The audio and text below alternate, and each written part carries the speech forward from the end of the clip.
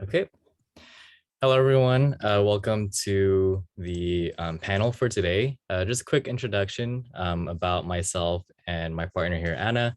I'm a peer advisor for the School of Physical Sciences. I'm a fourth year studying Earth System Science and Environmental Science and Policy. And Anna? Hi guys, my name is Anna. I'm a third year chemistry major. I'm also a first year peer academic advisor. And yeah.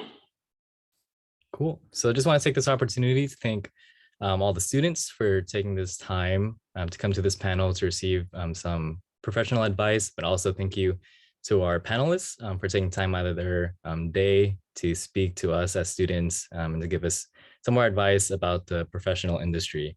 To start, before we start our Q&A, just give an opportunity for our panelists to introduce themselves. So Ken, would you like to start? Sure.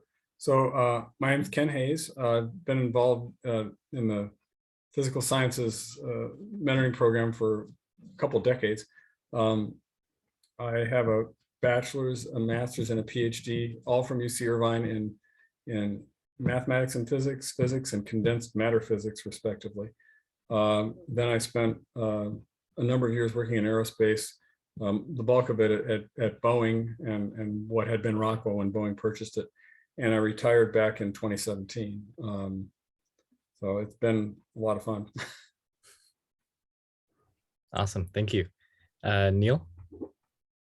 Oh, I'm a proud editor myself, so zat to everybody.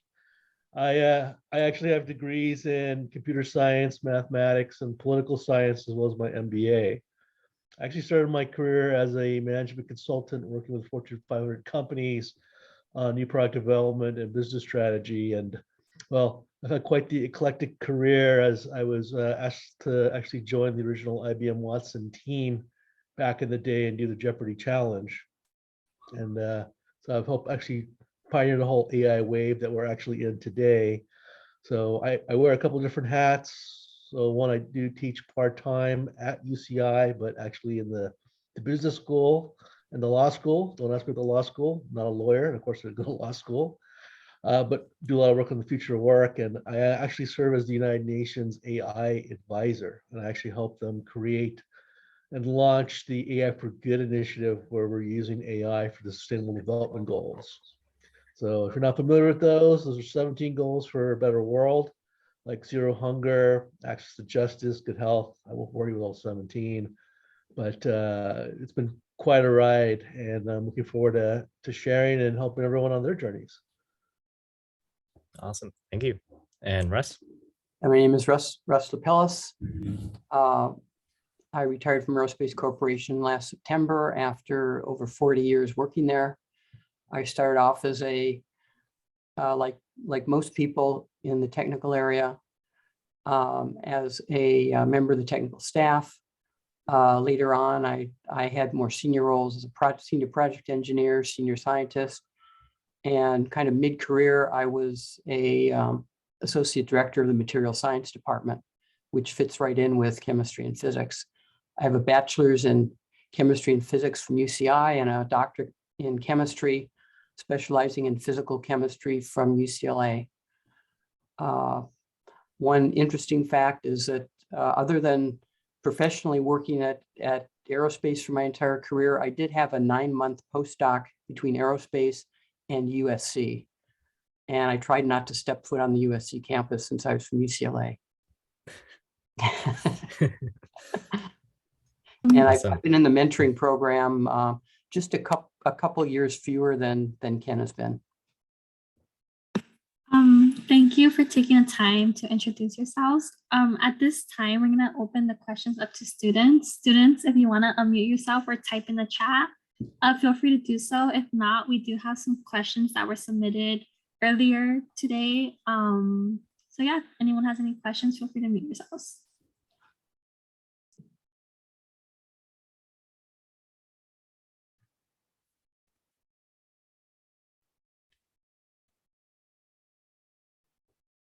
No, we could start off with the questions that were sent in.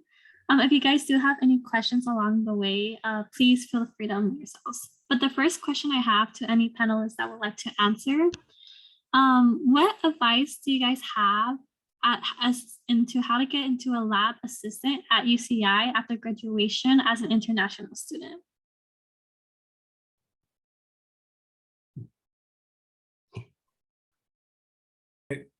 How do you get into a lab assistant at UCI as an international student? Is that what you said? Yes, after graduation in particular. Oh, how would you get a job as a lab assistant at UCI?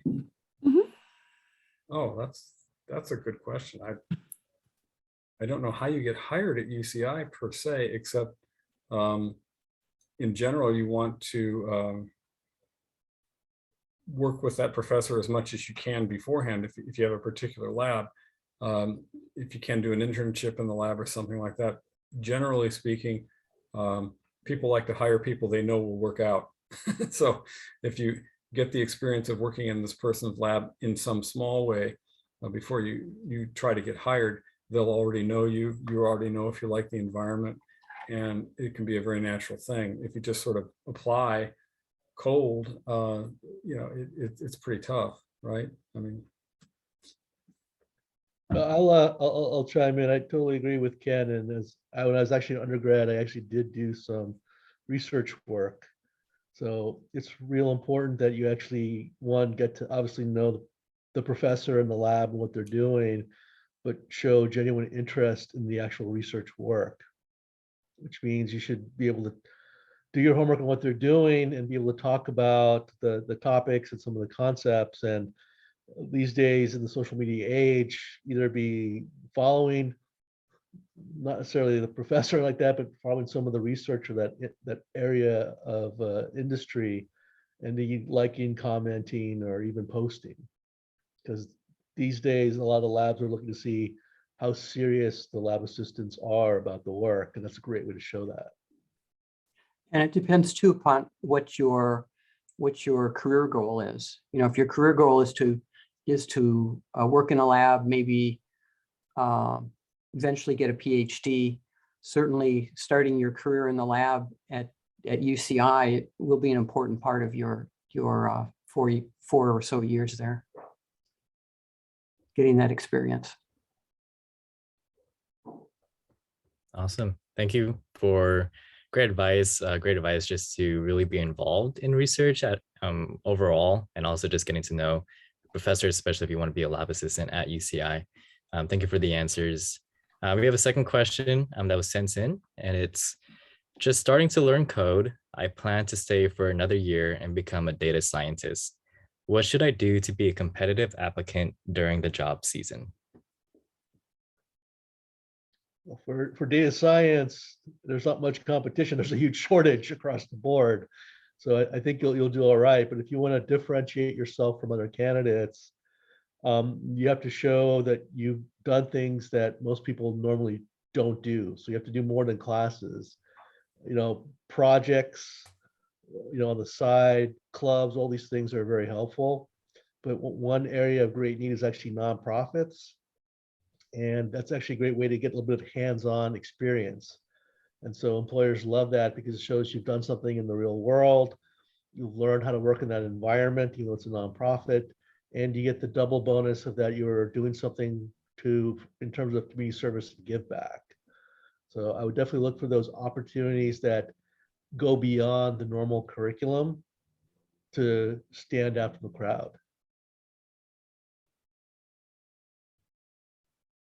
Thank you. Another question, kind of following that, is that would you guys recommend boot camps in the data science and tech field?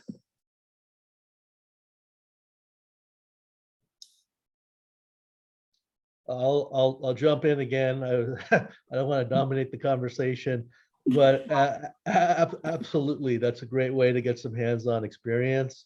And there's actually lots of great programs out there to do that. So if you're actually interested in like data science or machine learning, there's an organization called Dana that actually runs some of these things. It's free. They take on challenges and do projects actually for government agencies and nonprofits, but they build the challenge teams with people that are experienced and people that have no experience. So the goal is not just to create something useful for the community, but to give people that want to learn a chance to work and actually learn from people that are experts in the industry. So all those are great opportunities to supplement what you're learning at UC Irvine. Can I add something new? I mean, it's interesting because you worked on Watson. I actually was the chair of something called the Boeing Technical Fellowship. And I know that, IBM has fellows too, or they did, and we got to see some of the folks that were working on Watson and talk with them before it went public and they, played Jeopardy with it. But my point in all that is if you work on something that is interesting or catches the hiring person or the interviewer's interest. I worked on Watson. You did. They will never forget your resume in that whole. Do something that's different and unusual that shows that you have some chops, but just something that stands out over and above what most people have done. Russ, would you like to add anything to that? I guess one thing I could add is my son's experience. Both of them graduated in information and computer science from UC Irvine, and one of them had a website that he built from scratch in high school, and he carried it on, called Game-Place, and the other one actually wrote a video game from scratch. And both of them are more involved in data type things now, but it gave them a lot of experience, and also in working with people, and for my older son in managing a team, which can be important. Awesome. Thank you for the responses. I got a direct question from the chat. The question is, what positions are available at Boeing for physicists, and what does it take to get a first job there? Well, I guess that's something I should talk about. They normally don't. I mean, Boeing is an aerospace company, and I think like all aerospace companies, and I think Russ can chime in on this too because he worked at Aerospace Corporation itself. Lots of times they're looking for people with experience in various kinds of problems that are going to be relevant. They have some problem that they want to solve, and they may not be looking for a physicist. For example, when I got hired at the Rockwell Science Center, they weren't in particular looking for a physicist, but we were making cryogenic infrared detectors. Okay, and so I had worked in the low temp lab and could juggle liquid nitrogen in my hands, and a lot of electronics and instrumentation experience. And the fact that I was a physicist was kind of useful to me.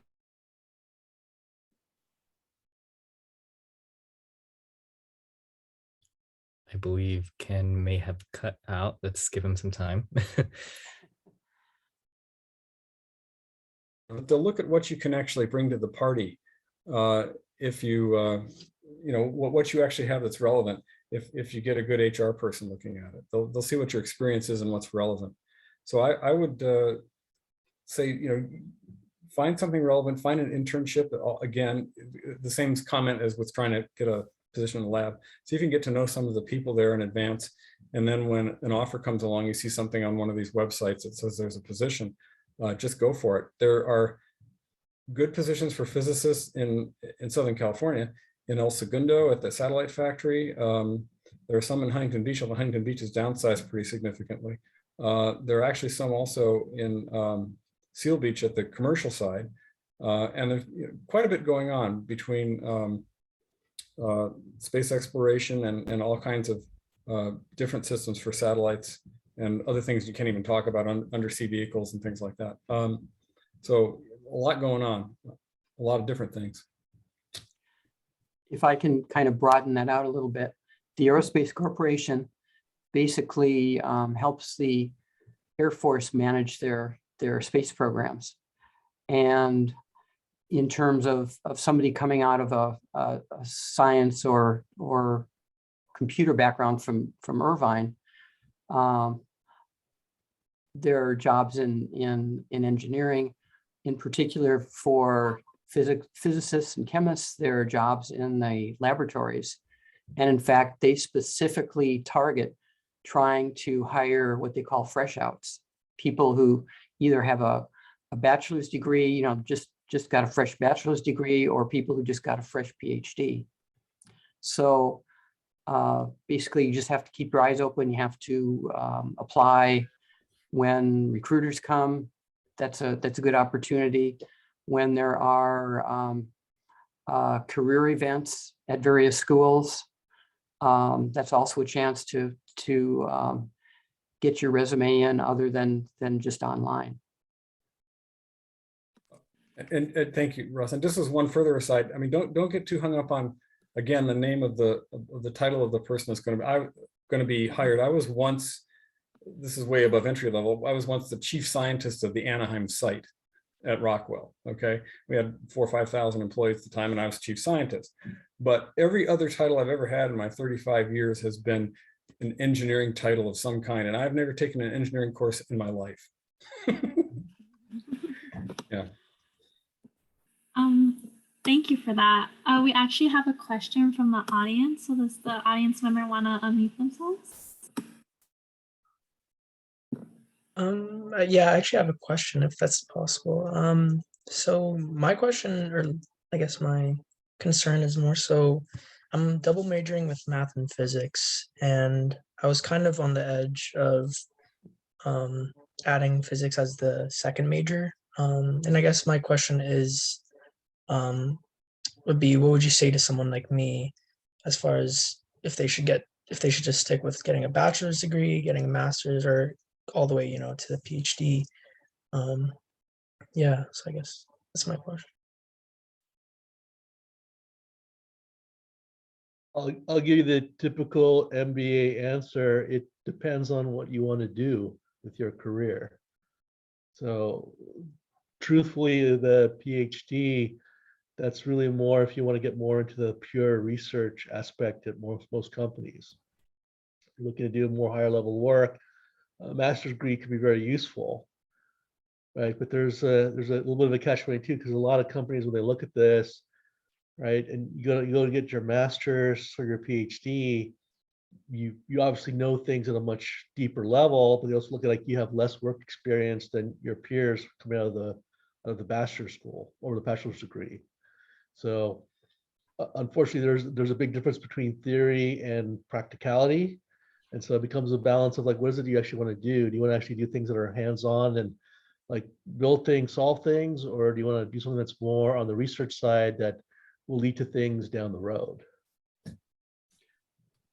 Although one of the things that you get with a PhD is that it's, in fact, probably in any technical field, is that you learn how to solve problems at a level that you don't get as an undergraduate. Yeah, and let me chime in because I actually did get, a double major in math and physics, and at UCI. And it's a great double major to do because there's so much overlap between the math that you already have to take just to get a physics degree. So it's not like you're doing two whole separate things. There's quite a bit of duplication. So synergy is pretty good. And they do reinforce each other a little bit. But I would echo what Neil and Russ had said. I think it's if you get a PhD, it's going to be because you're going to be a leader of some kind of group. And you're likely going to be leader of some kind of research group. That doesn't always happen. Some of the senior corporate fathers at places like Boeing have PhDs in engineering and physics and things like that. In fact, I think our chief technology officer had a PhD in mechanical engineering from UCI. But he wasn't doing anything but managing research projects financially for the company's interests at that point in his career. He was also in the Boeing brochure, but you're going to go further and you're going to lead a group if you get a PhD. And if you're happier doing a lot of hands-on work yourself, you don't need to go that far necessarily. Okay, thank you for the answers. And if you don't mind me asking, Ken, what were your, did you specialize in anything as far as like math and physics, or were they just like general types of majors?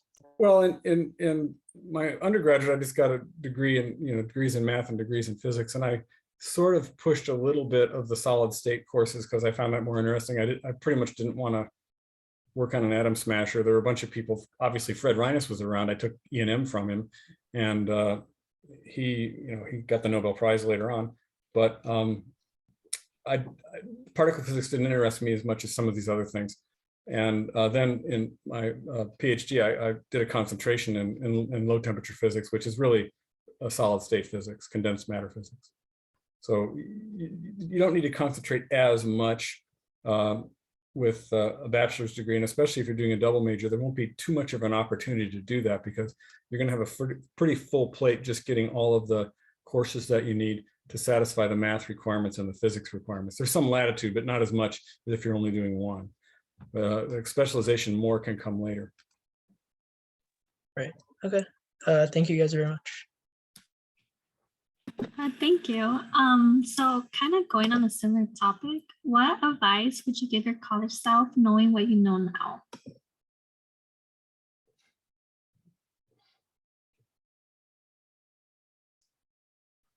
I think one thing is to, and I don't know that undergraduates have much practice at this, and that is to kind of work on your people skills and your language skills, because those are the things that you're going to use out in the real world in working with your colleagues and your bosses. And that's the impression that you're going to make, both at the job interview and whatever you do at work. That's great advice from Ross, and it ties in, like, if I could actually go back in time, I would probably smack myself actually and tell myself, like, you don't really understand the power of networking. I know we always hear about that, but every job I've ever had was through someone I knew. And one thing I've definitely learned in life is what you know is nowhere as important as who you know. And I was an undergrad, actually, at a job. I was a guy back then, there were no smart classrooms. So I was a guy pushing TVs around, bringing overheads and all that kind of stuff. And at night, I would work with a lot of the continuing education. So I would talk to all these guys who were managers or directors of big companies and all these professional students, just kind of, to chat. I can't tell you that how many times that, I'd see them like every week for the quarter, and they'd always give me their business card. Like, if you're ever looking for a job or whatever, when you graduate, give me a call. I would love to help you. Just toss the card. Never thought twice about it because I didn't understand what any of that meant. So networking is not going out and I need something and okay, I'll go to an event and hand out my resume, or that's not actually how networking works. Networking is actually building relationships. The best time to network is when you actually don't need something, because when the time comes, people will actually offer to help you, then you have to ask.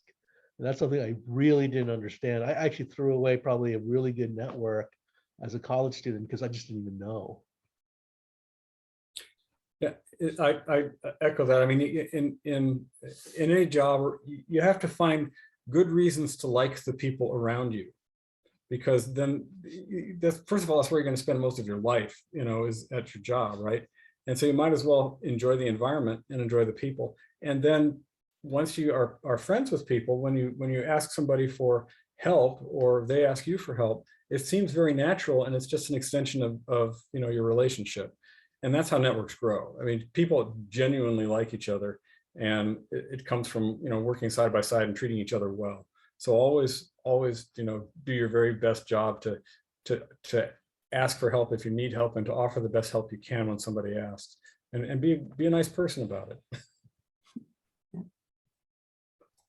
Awesome. Thank you for the responses. I have two questions from the same person sent through the chat. The first question is, are degrees from abroad accepted at most companies in SoCal, just like American degrees? And the second question is, what are good websites to look for jobs for scientists?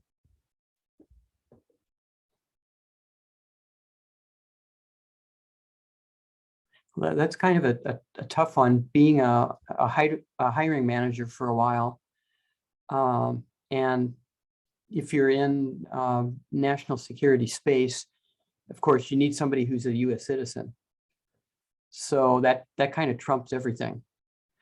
But I've worked with postdocs and all sorts of people who've had foreign degrees, and one of the guys I worked very closely with at work, was trained in Germany, and excellent, excellent scientist. So I don't think that there's anything in particular that's, if you have everything else in terms of being eligible to work and, the European degrees, European science and technology degrees, at least for the people that I've seen, are just fine, are just great. I'll, Yeah. Go ahead. okay, go ahead. Go ahead, Neil. It's fine. I was just gonna chime in and echo actually what Russ was saying. Again, here's, if you can demonstrate you have the knowledge and the skills, like you're qualified, is far more important.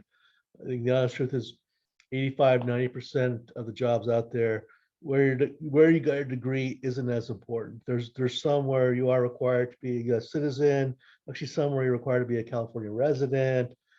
You look at some of the top-notch companies out there, like your McKinsey's or something like that. They're gonna take a look at what university you went to, even if it was inside the United States. But for most of the jobs out there, it doesn't really matter. As long as you can show you're qualified, you can bring the skills. More importantly, you can show that you're going to add value to the organization. That's really the most important thing for them.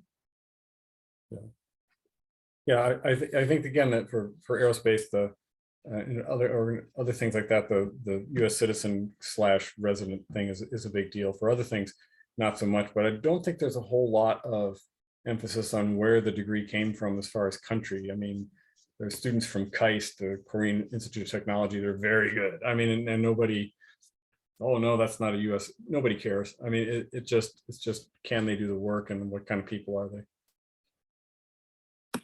Thank you. The next question, how do you guys balance time between your career and other responsibilities?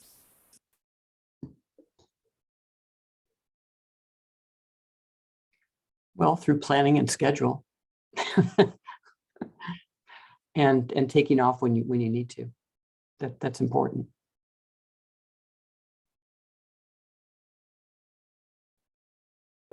At where I used to work, a couple different places, they talk about work-life, not so much work-life balance as work-life blend.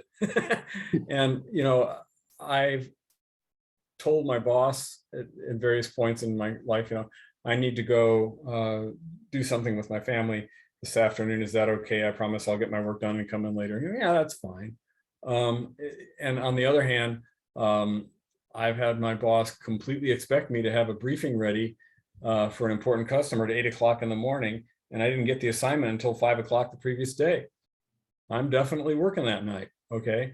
And that's okay. I mean, as long as the net amount of time doesn't allow you to have a personal life, or your personal life begins to impinge so much on your work that you're doing a shabby job of it. Just do a great job at work and manage your relationships as best you can. Treat everybody, give everybody enough time. In general, just don't go out of your way looking for work that you don't need to do at the expense of your outside relationships. I know people that are, I know one guy that loved chemistry so much that he was always at the lab, always at work. He was a stellar chemist. He finally passed away at his desk.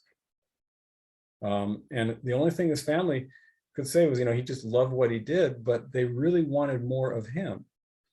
But I think that was his own doing. I don't think there's a job that will probably force you to do that, except one of these startups where everybody's just working crazy. And even that goes away after a while. Yeah. So I totally agree with both Russ and Ken. And, I've heard the work-life integration.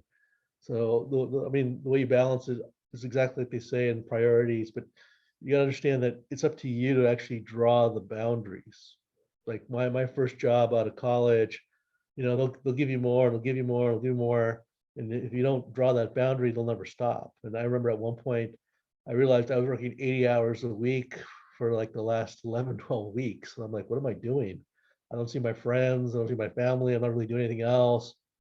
I just came in and said, hey, I can't do all this work. I can't come in and work on the weekends kind of stuff. They're like, okay. So I'm just like, oh. So if you're counting your employer to help you figure that out, no, they're going to load you up as much as they can. So just be prepared to understand what your boundaries are, and be prepared to, lay those boundaries out, and, work with your manager. Sometimes it'll be a little give, sometimes a little take, and that's okay. But that's really going to be on each one of us, so each one of you, and you start your careers to manage. Great, thank you. Our next question is, are there particular courses in college that you feel students definitely need to take that you feel will be particularly beneficial if they can pursue your career field? So are there any specific types of college courses that you feel are very important for your field? Part of it depends upon what you want to do. One of the things that I did was I had an interest in chemical instrumentation. So I took some engineering courses. I had, they actually gave a chemical instrumentation course one quarter. And I had all, chemistry and physics.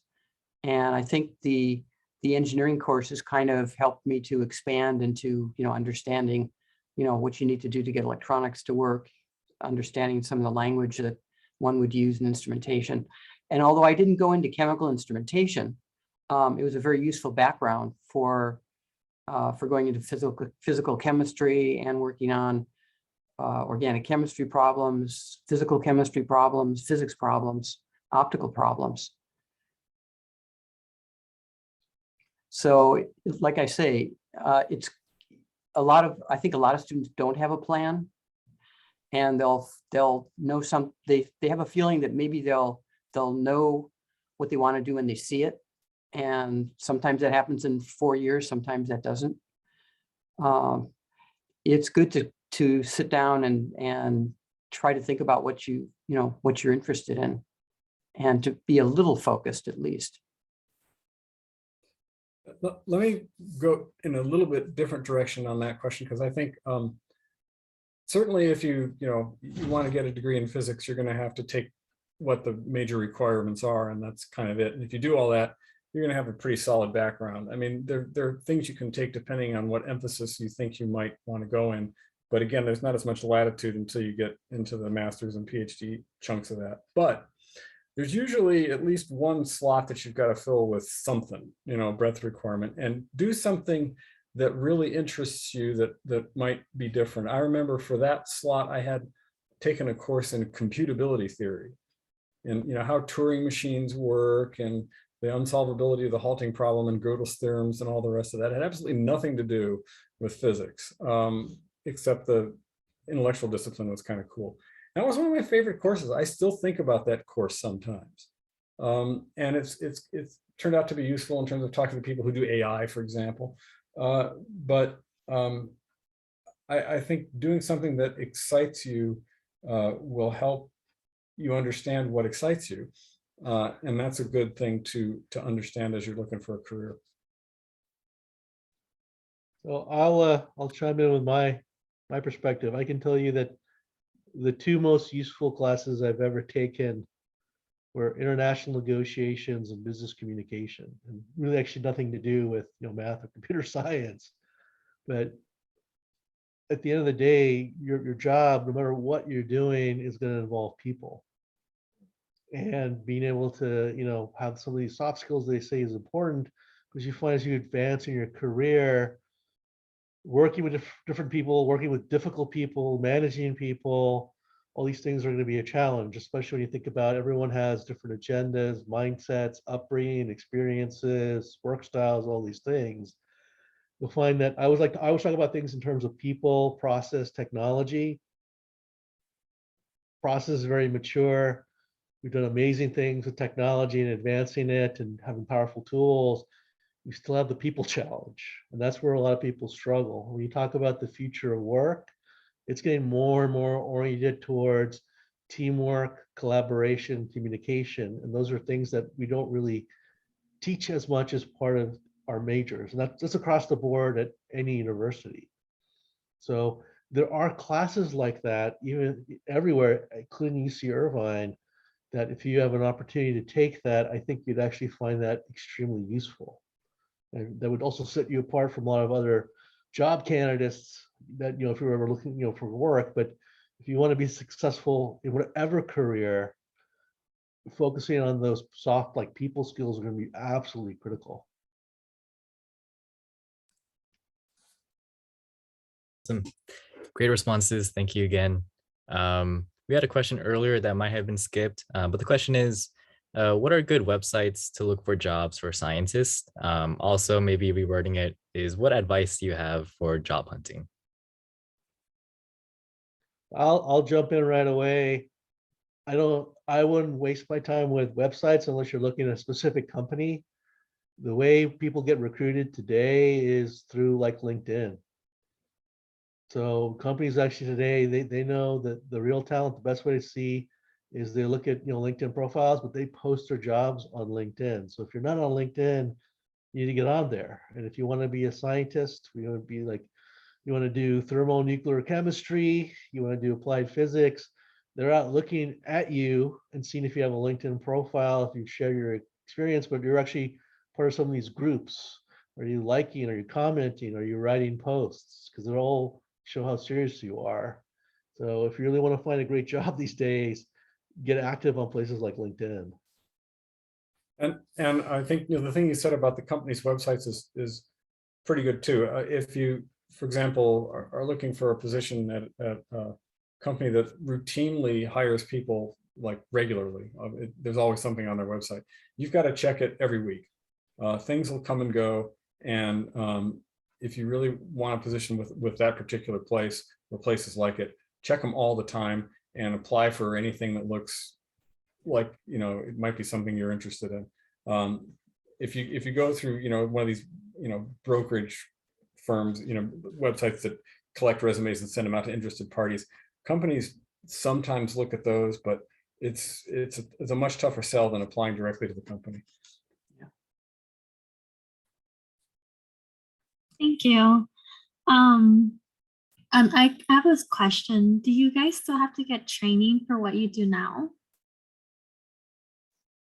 I think most of these highly technical jobs, you basically work in what you might call a learning organization. So it's a constant process.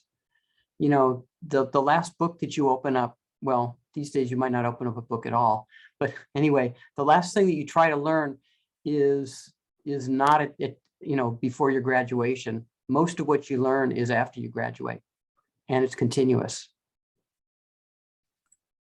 Yeah, that's really true. I mean, I caught myself thinking, after about 25 years at Boeing as a pretty senior engineer, we were looking at hiring somebody from MIT who had a PhD, and I thought, well, he's just a kid. And it's true. I mean, you learn so much in your career working it that you're constantly learning things from the people around you. If you don't know something and you need to know it to solve a problem that's in front of you, just make it your business to go out and learn it. And before you know it, you'll just have this incredible toolkit full of stuff that you've accumulated over years and years. And in some cases, there was nothing like a formal course in it. It's just stuff that you had to learn to do. If you're working in a garage changing spark plugs on engines, and you're there for 20 years, eventually you're going to learn how to rebuild an engine without ever taking an engine rebuilding course. It's like that. 100%. It's lifelong learning. I think that's the reality. You don't ever stop learning. You don't ever stop training, because nothing stops changing. Because one of the constants in life is change. And so just to keep up, and as well as to advance your career, you'll always be learning something. Awesome. Similar question to that one. It's, how has your field changed over the years, and what do you predict will happen in the next 5 to 10 years?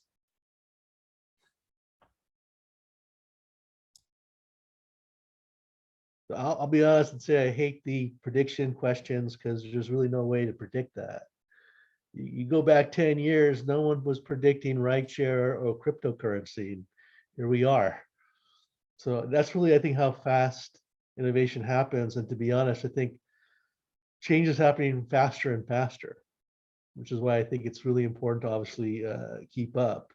So what works today is probably not going to work tomorrow, is the old adage that we always have. So we're always living in a constant state of innovation, which means, again, thinking differently, being a problem solver, all these things. I won't bore you with all the stuff you probably heard 1,000 times.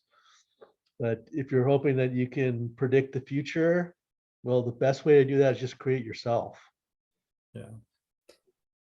I think it is very, very difficult to predict the future.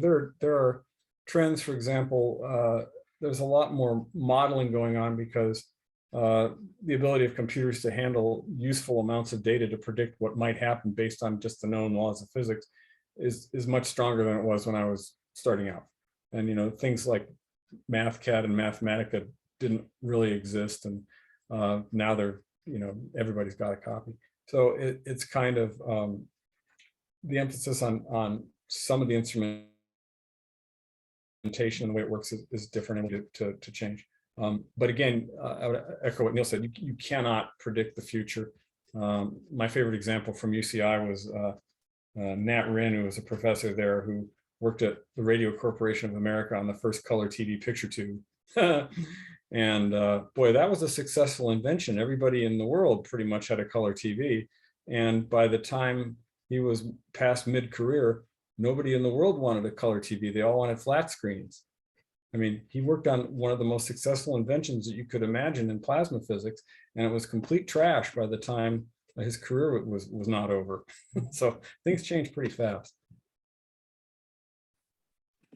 Thank you. I actually have a question from the chat.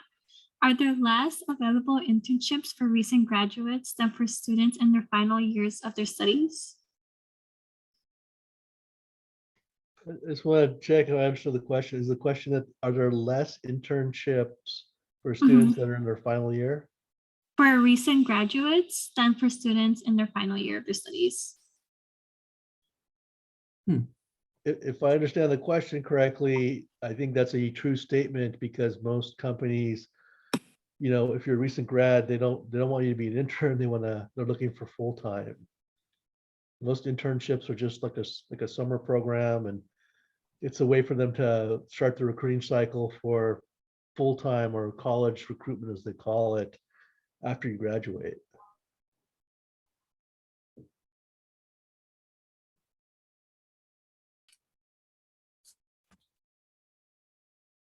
Yeah, I'm not sure what would happen if a person with a bachelor's degree applied for a summer internship. But again, internships that are specifically designed for someone who has graduated are rarer, because it's not the norm. Usually, as Neil said, it's for students that are kind of wanting to stick their toe in the water while they're still students.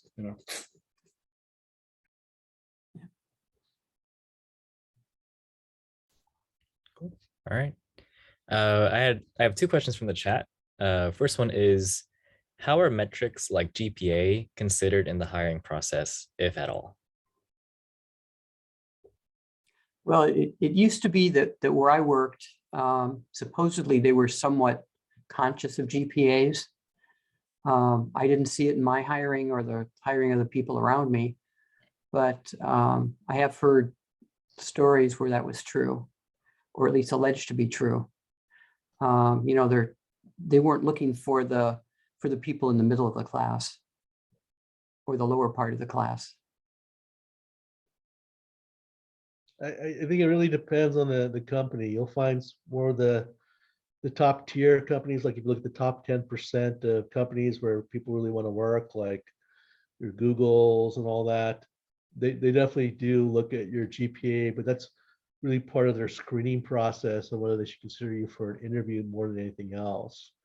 The honest truth is, most companies, it's not really indicative of your qualifications or the potential success of the company. And after you've had your first job, no one really ever asks for your GPA again. Yeah, that's true. When I was hiring people or helping with interviews, I would always look at someone's GPA as an indication of, how competent they might be at their stated discipline, right? And that's, somebody's got a really, really high GPA. I'm expecting them to be smart, but on the other hand, the interview, you'll ask them a few questions and talk to them about situations and see what kind of insights they have. And the GPA comes off that discriminatory thing pretty fast and turns into a, well, that was kind of why I decided to interview them. You know what I mean? And then you see what they're really like when you talk to them. Thank you. The second question was, what kind of experiences / skills should I be looking for or developing if I want to learn about complex systems and nonlinear dynamics? Can I get that through an industry position?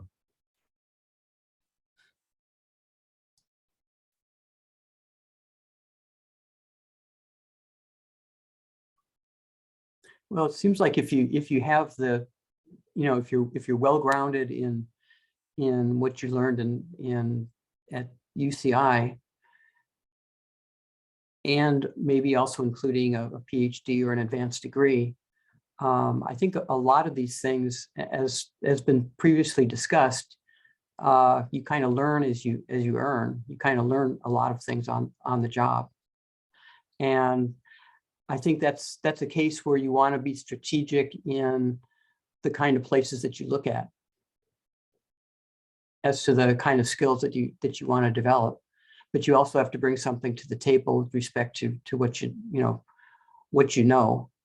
Although, there's some places who look for people who are fresh out of college, and they want to train. They want to train people their way.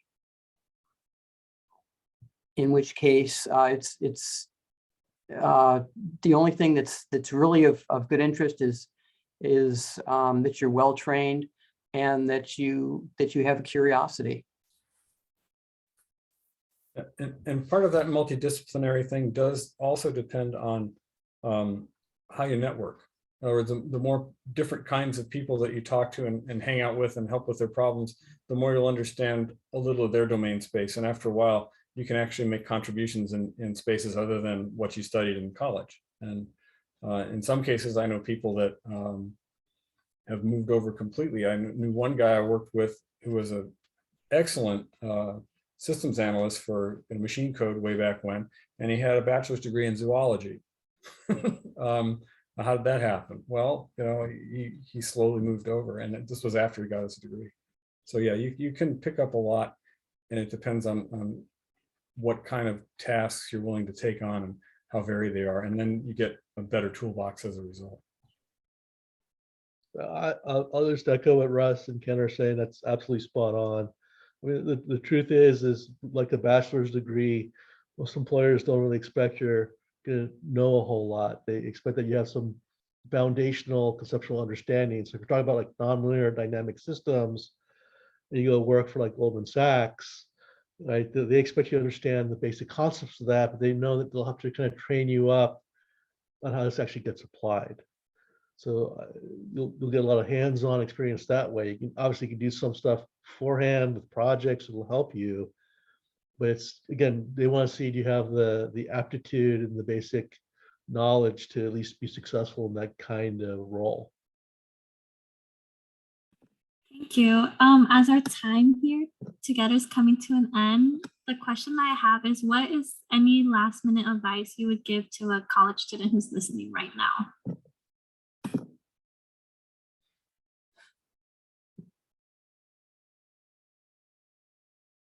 I will go out and say network, build relationships. Don't go out doing this thinking like, oh, I'm going to do this to get jobs or anything like that. Actually build those social relationships first. And you guys have a huge advantage over Russ, Ken, and myself in that front, because we didn't have social media back in those days. You guys can actually just do simple things like go on LinkedIn or follow, a company on Instagram or TikTok, whatever it might be, but start engaging, start looking. Like you go on LinkedIn, there's plenty of people out there. If you're thinking about working for like Thermo Fisher, you're thinking about working for Pacific Life or whoever it might be, there's plenty of people out there that have taken the career path you're thinking about. Make connections, reach out, just ask them about their journey. People love to talk about themselves. Ask them about their journey, And I'll bet you 2 out of 3 will have a call with you to share that. And it's a great way just to start making those connections. I would say, in addition to networking, as you get into your first, position or two, don't be afraid of challenges that you're not quite sure how to address. Always bite off a tiny bit more than you can chew. Not a lot, you don't want to get killed, but you'll become less afraid of things you don't know and more capable of figuring out how to do something that you don't know how to do, and what to do about that. And then you'll get a reputation as a good problem solver, and pretty soon you won't have any problem finding interesting things to work on. Well, no, that's kind of where networking comes in too, because if you don't know somebody, there might be someone whose job it's not officially to do that, but who knows something that can contribute to your knowledge.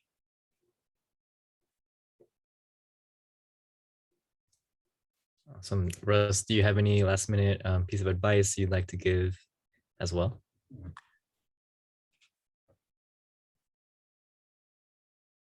I think if you you do have to build your technical chops. You do have to know something in addition to the networking. Although I learned very early in my career, I worked the Strategic Petroleum Reserve, and a technical guy reading papers and writing up positions and various things. The guy in charge, though, was the rah-rah siskumba kind of college guy. I'd imagine that's kind of how he was back in college, who was running the program. So the social stuff is if that's what you want to do, having some technical knowledge, but not being the best at it, you can certainly evolve a very good career in the business end of it. So you like I said before, you kind of have to. My advice is to kind of think about what you're good at. There are things that you don't know that you might find more interesting than what you know now, but you need to do things that expose yourself to a lot of different topics, different subjects, different people, so that you can develop. You can basically integrate all that into what how you feel about it and what you want to do. And it's an ongoing process. That was great. Thank you for these pieces of advice. Thank you to all the students who were able to attend this panel. We really hope that the words that were spoken today, that they were helpful, and that they support you as you look for jobs in the professional industry. And again, thank you to the panelists, Ken, Neil, and Russ, for taking time out of your day, of your busy schedules, to come here and share your advice, share your life experiences with us college students. For those who are wondering, since this Zoom meeting was recorded, it will be posted on the PSUM website if you'd like to refer to it later on. But other than that, thank you everyone for attending. We hope all of you have a nice rest of your day. And to our panelists, we wish you the best in your future endeavors in your career and in the rest of retirement and such. So thank you, everyone. Thanks. Thanks, everybody. Thank you.